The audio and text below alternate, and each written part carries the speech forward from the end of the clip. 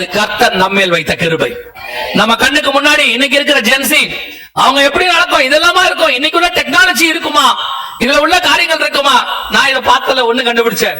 இதுக்கு அப்புறம் வரக்கூடிய டெக்னாலஜி வரைக்கும் இதுல இருக்கு. இப்ப நம்ம ஒண்ணு பார்க்க போறோம் இருக்கு. அதை விட பெரிய ஆச்சரியம் என்னன்னா, இது ஒரு டெக்னாலஜியை யூஸ் பண்ணுச்சு 4000 வருஷத்துக்கு முன்னாடி. அந்த டெக்னாலஜியை இன்னும் யூஸ் பண்ண முடியல இவங்களால. ஒரு உதாரணத்துக்கு நான் சொல்றேன். ஒரு 4000 வருஷத்துக்கு முன்னாடி ஒரு 300 முழம் நீளத்திலையும் ஒரு 30 முழம் உயரத்திலையும் ஒரு 50 முழம் அகலத்திலையும் ஒரு போட்டு செய்ய சொன்னார் ஆண்டவர். அந்த போட்டை செஞ்சு தண்ணியில விட சொன்னார். இவங்களும் அதுக்கப்புறம் அந்த அதே சைஸ்ல ஒரு போட்டு செய்யணும்னு சொல்லி கிட்டத்தட்ட 4000 வருஷம் ட்ரை பண்ணாங்க. ட்ரை பண்ணி கடைசியில் அந்த போட்டு மிதக்கவே இல்லை தண்ணியில. சயின்ஸ் சொல்லிருச்சு, பிசிக்ஸ் சொல்லிருச்சு, பைபிள்ல சொன்னது பொய், மிதக்காது, அந்த அந்த அளவுல மிதக்க வாய்ப்பே இல்ல. பிசிக்ஸ் ப்ரூஃப் பண்ணிருச்சு இப்படி ஒரு பேழை தண்ணியில மிதக்காதுன்னு. அப்படி ஒரு போட்டை திருப்பி செஞ்சு அவங்க தண்ணியில மிதக்க விட்டது 1918க்கு பிறகு. அப்புறம் நிரூபணம் ஆயிடுச்சு. அதை விட பெருசுல செஞ்சுட்டாங்க. இப்போ அவங்க ஒத்துக்கிறாங்க, இவ்வளோ அகலம் இவ்வளோ ஒரு காரியத்தை 2000 வருஷம் 4000 வருஷத்துக்கு முன்னாடி யோசிச்சு பாருங்க. 4000 வருஷத்துக்கு முன்னாடி கர்த்தர் யூஸ் பண்ண அந்த அளவு டெக்னாலஜிய இவங்க திருப்பி செய்யறதுக்கே 4000 வருஷம் ஆயிருக்கு. இதுதான் இவங்களுடைய டெக்னாலஜிக்கும் பைபிள் டெக்னாலஜிக்கும். இவங்க ஒரு சேட்டலைட்டை கண்டுபிடிச்சு 1970களுக்கு மேல நிலாவுல தண்ணி இருக்குதான்னு கண்டுபிடிக்கிறதுக்கு அவ்வளவு கஷ்டப்பட்டாங்க. பூமி முழுக்க தண்ணி இருக்குதான்னு இல்லையான்னு ஒரு சேட்டலைட்டை நோவா வெளியே விட்டு அந்த சேட்டலைட்டை திருப்பி போட்டுக்கே கொண்டாந்துட்டாரு. திருப்பி தண்ணியை விட்டு கொண்டாந்துட்டாரு தண்ணி இருக்குதான்னு கண்டுபிடிக்கிறதுக்கு. இவங்க விட்ட சேட்டலைட்டை இன்னும் திருப்பி கொண்டாடவே முடியாது. அது மேலேயே சுத்திக்கிட்டு இருக்குது. அதை எப்படி கொண்டாந்தா காஸ்ட்லின்னு கொண்டாடுறது இல்லை. ஆனா இவங்க கிட்டத்தட்ட 1960களுக்கு மேல அப்பல்லோன்றதை விட்டு இவங்க கடைசியா போய் மண்ணள்ளிக்கிட்டு வந்தாங்க. அது அப்பவே ஒளிவ இலையை கவிக்கிட்டு வந்துருச்சு. யோசிச்சு பாருங்க, இவங்க அள்ளிக்கிட்டு வந்ததுக்கும் அது கொண்டு வந்ததுக்கும் எத்தனை ஆயிரம் வருஷம் டிஃபரன்ஸ் இருக்குன்னு. ஆண்டவர் யூஸ் பண்ண டெக்னாலஜி நான் ஒண்ணு கண்டு நான் ரொம்ப பிரமிப்பா இருப்பேன். இன்னும் பைபிள்ல சொன்ன ஒரு டெக்னாலஜி இன்னும் இவங்களால செய்யவே முடியல. ரொம்ப சிம்பிளா ஒரு ஆளு, படிப்பறிவு இல்லாத ஒரு ஆடு மேய்க்கிற ஒரு ஆளு பைபிள்ல ஒரு சயின்ஸ் யூஸ் பண்ணிருப்பாரு. லாபான் ஆட்டுக்கும் அவர் ஆட்டுக்கும் நடுவுல டிஃபரன்ஸ் உண்டாக்குவாரு. இல்ல கலர் சேஞ்ச் பண்ணி குட்டி போட வைப்பாரு. ஒரு ஆபரேஷனும் கிடையாது. அது ஒரு டெக்னாலஜி யூஸ் பண்ணிருப்பாரு. அது பொழியும் போது கிளைய வெட்டி போட்டு என்னமோ பண்ணிருப்பாரு. அது அப்படி செய்யணும்னா அது டிஎன்ஏ சேஞ்ச் பண்ணணும். டிஎன்ஏ சேஞ்ச் ஆனாதான் கலர் சேஞ்ச் ஆகும். ஆனா 4000 வருஷத்துக்கு முன்னாடி 2500 வருஷத்துக்கு முன்னாடி சேஞ்ச் பண்ண டிஎன்ஏ சேஞ்ச் அந்த ஆபரேஷனை இன்ன வரைக்கும் யாராலையும் பண்ணவே முடியல. டிஎன்ஏ படிக்கவே முடியல. அவன் ஆடு மேய்க்கிறவனுக்கு இருக்கிற ஞானத்தை இன்னைக்கு எவனாலையும் செய்ய முடியல. ஆடு மேய்க்கிற யாக்கோபு எப்படி டிஎன்ஏ மாத்திருக்கான் பாருங்க. அவ்வளவுதான். இதுதான் நம்முடைய பைபிள். 2000 வருஷத்துக்கு முன்னாடி எழுதுறதை இவங்க ப்ரூஃப் பண்றதுக்கு இவ்வளவு ஆயிருக்கு. அதோட சோதிச்சு பார்த்து தோத்து போயிருக்கிறாங்க. இன்னைக்கு இருக்கிற ஜென்சிக்கு சொல்றேன், உங்க கையில இருக்கிற டெக்னாலஜி, உங்க கையில இருக்கக்கூடியதான இன்வென்ஷன்ஸ் எல்லாம் மாறிக்கிட்டே இருக்கும். அது உங்களுக்கு கெடுதலை உண்டாக்கும். ஒரு நாள் இல்லாமல் போகும். ஆனால் உங்கள் வீட்டிலே நீங்கள் தேடாமல் ஷெல்ஃப்ல இருக்கிற அந்த பைபிள் இருக்குல்ல, அது மாறாது. உன்னை மாற்றும், உன்னை ஆசீர்வதிக்கும், உன்னை உயர்த்தும், உன்னை கொண்டு போய் பரலோகத்தில் நிறுத்தும். நீ இன்னைக்கு வேண்டாம் சொல்ற இந்த பைபிள் தான் ஒரு நாள் உனக்கு ஜீவனையை கொடுக்க கூடதாக இருக்கும். எத்தனையோ அறிஞர் பெருமக்கள், சர் ஐசாக் நியூட்டன்ல இருந்து ஆல்பர்ட் ஐன்ஸ்டீன்ல இருந்து எத்தனையோ அறிஞர் பெருமக்கள் எல்லாத்தையும் கண்டுபிடிச்சிட்டு சாவும் போது கையில பைபிள் வச்சுட்டா செத்தா. எந்த புக்கும் பரலோகத்துக்கு கூட்டு போகாது, பைபிள் தான் பரலோகத்துக்கு கூட்டு போகணும். அந்த அறிஞர் பெருமக்கள் சாவும் போது கண்டுபிடிச்சா நீ இப்பவே கண்டுபிடிச்சிரு, உனக்கு நல்லது. நான் அதனால தான் சொல்றேன், 18 வயசுல இந்த இயேசுவை நான் ஏற்றுக்கொண்டேன். இயேசுவை அறியாத குடும்பத்திலிருந்து இயேசுவை 18 வயசுல ஏற்றுக்கொண்டேன். ஒரு பக்கம் என் தாயாருக்கு சிஎஸ்ஐல இருந்து அவங்களுக்கு இயேசுவை தெரியும்.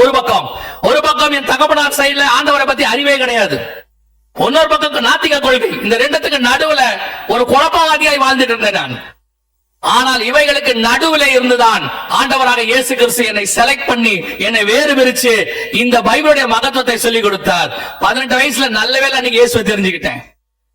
இப்பவும் சொல்றேன், இன்னைக்கு 18 வயசுல இருக்கிறவங்களுக்கு சொல்றேன், இப்ப நான் சொல்றது உனக்கு கேட்கறதுக்கு எப்படி இருக்கும் தெரியாது.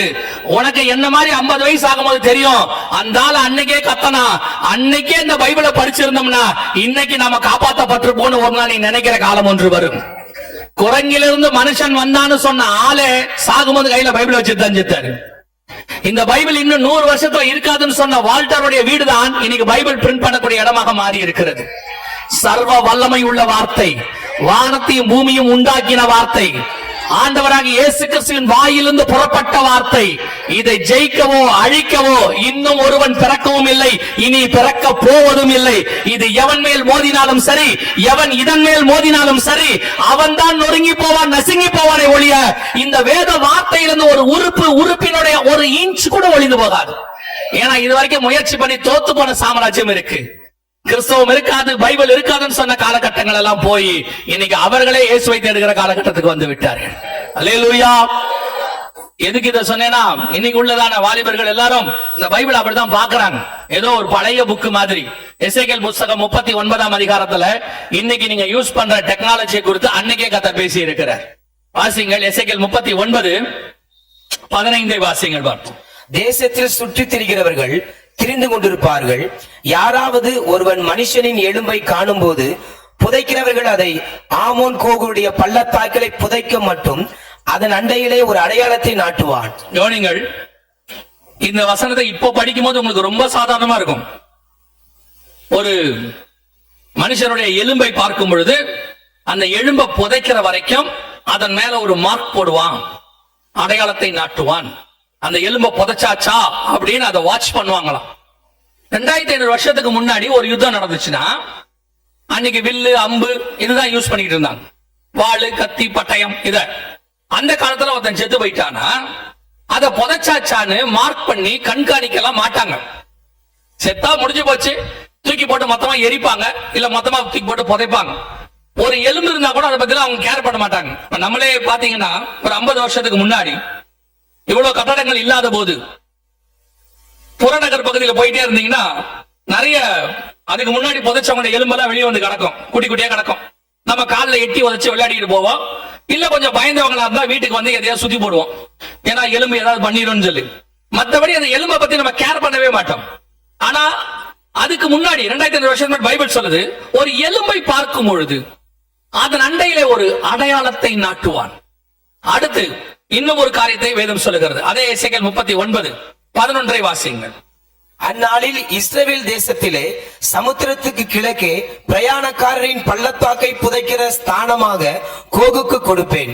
அது வழிபோக்கர் மூக்கை பொத்தி கொண்டு போக பண்ணும். அங்கே கோகையும் அவனுடைய எல்லா சேனையையும் புதைத்து அதை ஆமோன் கோகின் பள்ளத்தாக்கு என்பார்கள்.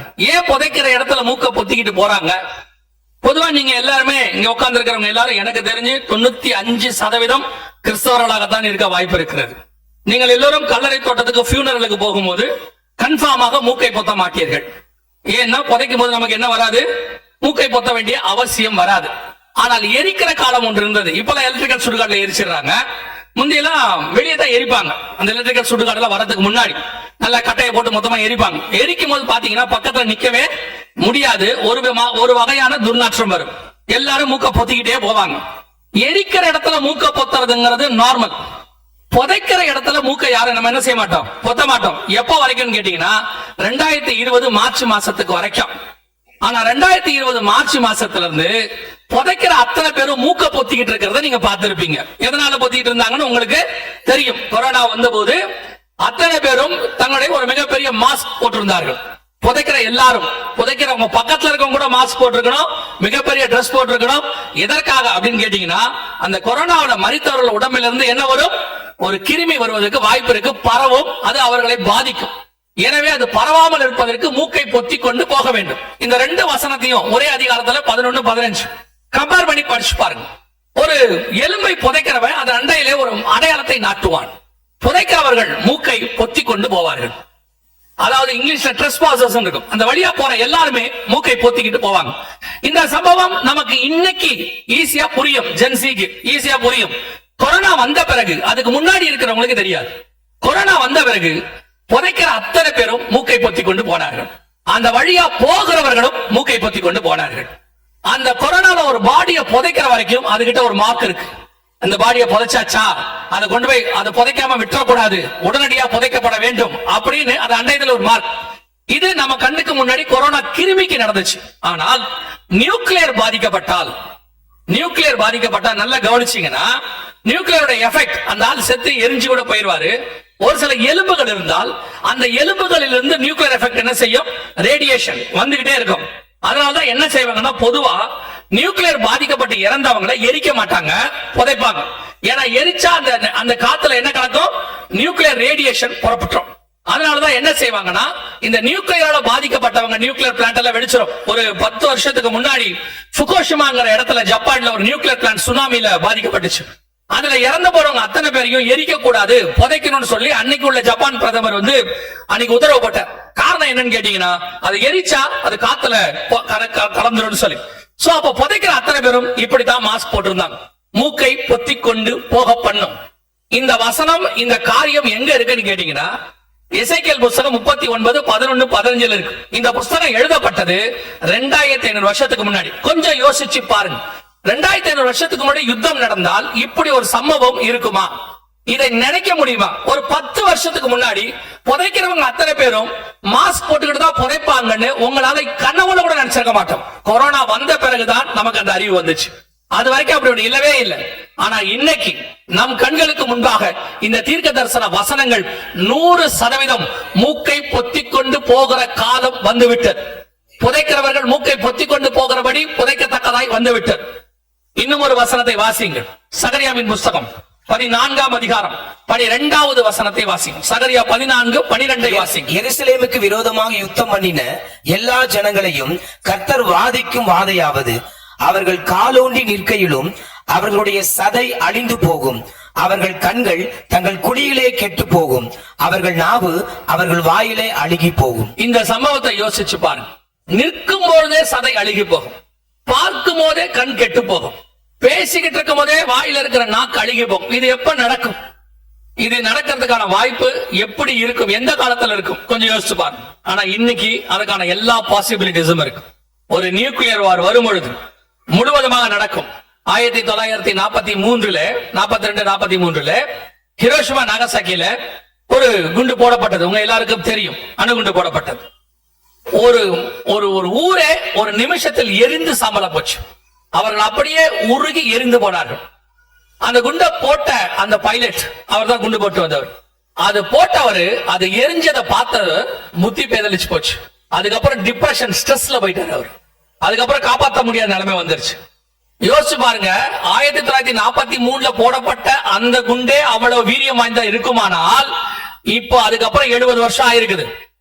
அதை விட 20,000 மடங்கு சக்தி வாய்ந்த குண்டுகள் கண்டுபிடிக்கப்பட்டிருக்கிறது. அதனாலதான் ரஷ்ய அதிபர் புதின் சொல்றாரு, இந்த வார ஸ்டார்ட் பண்ணாதீங்க, பண்ணிட்டீங்கன்னா அதுக்கப்புறம் மனித சமுதாயம் என்னவாகும் எனக்கு தெரியாதுங்கிறார்.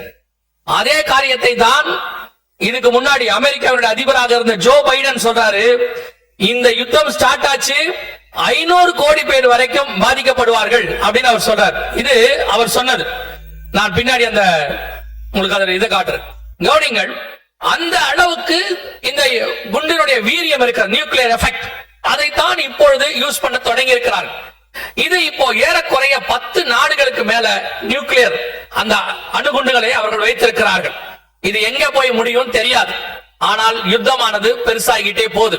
எசேக்கியேல் 38:39 சொன்ன தற்காலத்தில் நடைபெற வேண்டிய யுத்தத்தினுடைய காரியங்கள் எல்லாம் நம் கண்களுக்கு முன்பாக நடைபெற ஆரம்பித்திருக்கிறது. இந்த யுத்தத்திலே நீங்க தெரிந்து கொள்ள வேண்டிய மிக முக்கியமான ஒரு விஷயம், இது மழைக்காக ஆரம்பிக்கப்பட்டது என்று வசனத்தில் நம்ம வாசிச்சோம். எசேக்கியேல் 38:8 எசேக்கியேல் 39:2 வாசிச்சோம். இதுல இந்த யுத்தம் இப்ப நீங்க பாத்துக்கிட்டு இருக்கிற இந்த யுத்தத்துல உங்களுக்கு ஒரே ஒரு அடையாளத்தை நான் சொல்லிவிட்டு போகிறேன். ஒரு இயேசு கிட்ட கேட்கிறாங்க இல்லையா, உங்களுடைய வருகைக்கும் உலகத்தின் முடிவுக்கும் அடையாளம் என்ன எங்களுக்கு சொல்ல வேண்டும் என்று சொல்லி. இந்த யுத்தம் அடுத்த கட்டத்துக்கு போகும். இந்த சபையின் காலம், புதிய ஏற்பாட்டினுடைய காலம் கடைசி நிமிஷத்துக்கு வந்து விட்டது என்பதை நீங்கள் தெரிந்து கொள்வதற்கு ஒரே ஒரு அடையாளத்தை நான் சொல்லுகிறேன்.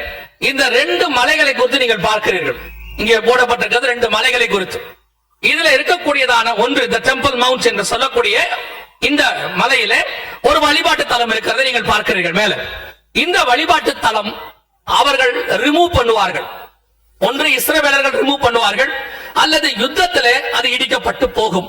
அப்படி வாய்ப்பு இருக்கிறதா என்றால் வசனத்தின்படி அப்படி நடந்தால்தான் அதுக்கு வாய்ப்பு. வாசிங்கள் லூக்கா எழுதின சுவிசேஷம் 21ஆம் அதிகாரம் 24வது வசனத்தை வாசிங்கள். லூக்கா 21, 24 வாசிங்கள்.